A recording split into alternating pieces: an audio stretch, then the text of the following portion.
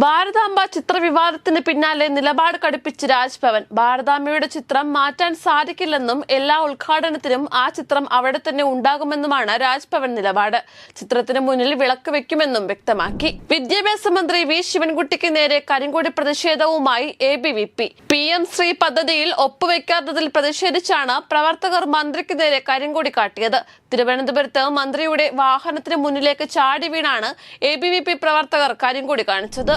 Manjummel boys സാമ്പത്തിക തട്ടിപ്പ് കേസിൽ നടൻ സൗബിൻ ഷാഹിർ ഇന്ന് ചോദ്യം ചെയ്യലിന് ഹാജരാകില്ല.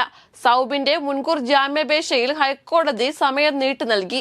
ഈ മാസം 27-ന് ഹാജരാവാനാണ് പോലീസ് നിർദ്ദേശം. മണിപ്പൂരിൽ സംഘർഷം കനക്കുന്നു. സുരക്ഷാ സേനയുടെ വെടിവെപ്പിൽ കുക്കി വനിത കൊല്ലപ്പെട്ടു. ചുരാചന്ദ്പൂരിലെ ലാങ്ചിങ് മൻബിയിലെ ഗ്രാമമുഖ്യൻ ഖൈഗോഗിൽ ഹൊക്കിപ്പിന്റെ പങ്കാളി ഹൊയ്ഗോൾ ഹിങ് ഹൊക്കിപ്പാണ് കൊല്ലപ്പെട്ടത്. ഗാസക്കാരെ കടന്നാക്രമിച്ച് ഇസ്രായേൽ. വീണ്ടും സഹായം തേടിയെത്തിയവർക്ക് നേരെ ഇസ്രായേൽ വെടിവെപ്പ് നടത്തി. ആക്രമണത്തിൽ ഗാസയിൽ 22 പേർ കൊല്ലപ്പെട്ടതായാണ് റിപ്പോർട്ട്.